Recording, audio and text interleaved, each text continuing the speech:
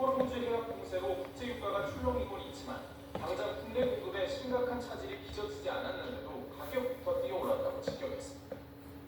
무엇보다 기름값 바가지처럼 공동체의 어려움을 이용해서 부당한 폭리를 취하려는 반사회적인 악행에 대해서는 아주 엄정하고 국제유가가 상승할 때는 곧바로, 반면 내릴 때는 천천히 국내 기름값에 반영하는 시간 차이를 악용한 폭리 행태를 문제 삼았거든요. 주가 조작과 부동산 위기 등 시장 교란행위 엄단 방침을 밝혀온 이 대통령은 폐가망신이란 말을 다시 꺼내들었습니다. 휘발성 강한 주제로 꼽히는 부동산 정책도 긍정 여론이 유치한 거로 나타난 만큼 민생 관련 이슈에 더 드라이브를 걸겠다는 의도로 풀이됩니다. 국민 삶의 실질적 개선이라는 우리 정부의 국정 제1 원칙은 한 발 빠른 적극 행정에서 출발합니다. 여기서 한 발 더 나아가 우리 사회 곳곳의 병폐와 불합리한 관행 등을 일천에 뿌리 뽑겠다는 게 이 대통령의 생각입니다. 마약범죄와 보이스피싱, 고액 악성 채널, 중대재해 등을 아예 한국 사회 7대 비정상으로 콕 집어 지목하고 근절대책을 주문했습니다. 집권 2년차 가시적 국정 성과를 내겠다는 의지가 강한 만큼 사회 곳곳의 비정상을 정상화하겠다는 이 대통령의 목소리에 더 힘이 실릴 걸로 보입니다. YTN 종일입니다. 종종사태 여파로 국제유가가 급등하면서 시민들의 부담도 커지고 있습니다. 늘어난 유류비에 운송기사들은 당장 생계에 큰 타격을 입게 됐습니다. 임예진 기자가 보도합니다.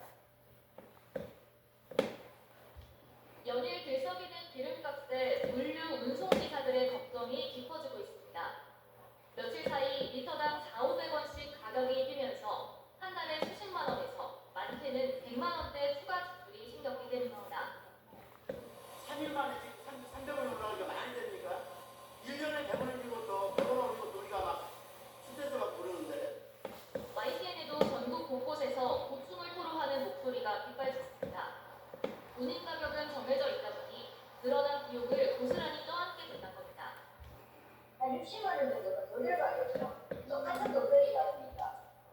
정유 가격이 리터당 2,000원을 넘는 주유소도 속출하고 있습니다. 제가 그저께 4,000원 오른 값 1,954원에 놓거든요. 근데 그 다음날 가보니까 지나가다 보니까 2,154원으로 또 뛰었더라고요. 언제 가격 상승이 멈출지 알 수 없어 더 근심입니다. 저희끼리 얘기하는 거는 아예 그냥 일 안 하는 게 낫지 않겠냐. 저희 운임은 뭐 정해져 있는데. 상황이 이렇다 보니 비교적 값비싼 주유소에는 차량이 몰리고 유유런이라는 신조어까지 등장했습니다. 평균보다 200원 정도 저렴한 경북 문경의 한 주유소 앞은 유유하려는 차량으로 빽빽하게 세워졌습니다.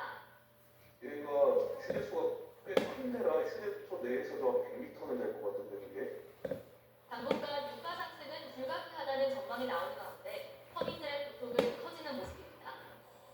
YTN 임혜수입니다. 미국과 이란 전쟁이 확전 양상을 보이면서 항지에 진출한 국내 건설사들 역시 촉각을 곤두세우고 있습니다.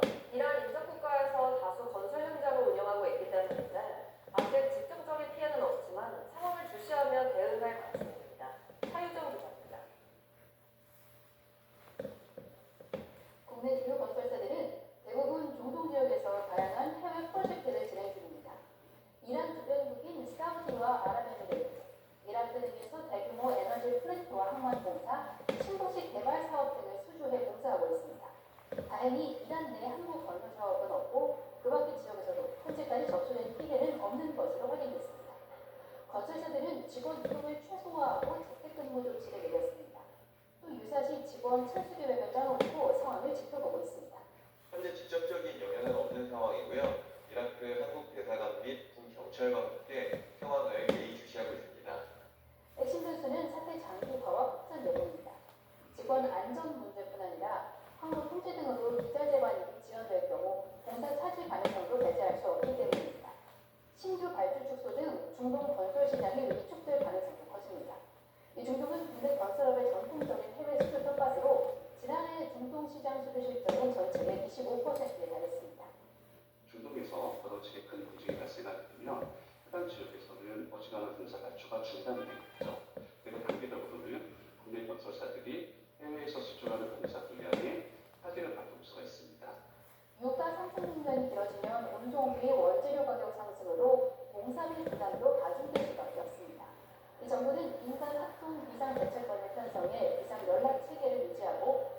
없이 신속하게 대응할 방침입니다. YTN 최기정입니다. 미국과 이란 전쟁 여파로 코스피가 10% 넘게 하락하면서 주요국 증시 중에 하락률 1위를 기록했습니다.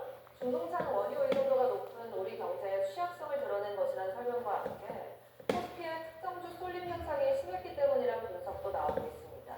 유화동 기자가 보도합니다. 미국과 이란 전쟁 직후 주요국 증시 수익률을 비교해보면 코스피 하락률이 유독 심한 것을 알 수 있습니다.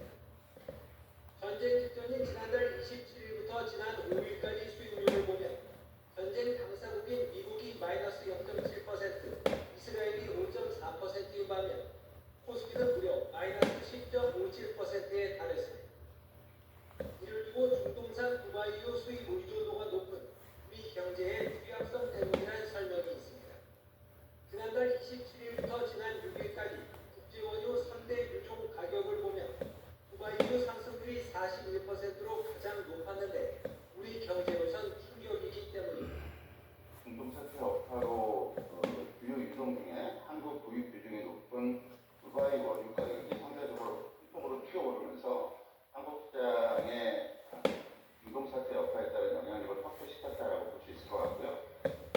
코스피 시가총액 중 삼성전자와 SK하이닉스 두 종목 비중이 40%에 달할 정도로 특정주 쏠림 현상이 심했기 때문이라는 설명도 있습니다.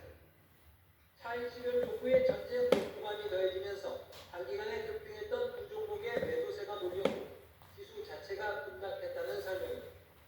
우리나라 삼성전자는 좀 기록적으로 위쪽으로 또 특정 업종 몇 개로 쏠림 현상이 되게 심했는데 주가는 바로 빠지진 않습니다. 올랐다고. 근데 뭔가 이제 악재가 나와야 빠지는데 그 악재가 결국 이제 이란 전쟁이 됐고 특히 호르무즈 해협을 붕괴시켰다는 게 특정주 쏠림 현상이 우리 증시만의 현상은 아니며 코스피가 올해 들어 32%나 올라 전 세계 1위 상승률을 기록했던 점을 감안할 때 자연스러운 조정 과정으로 볼 수 있다는 설명도 있습니다.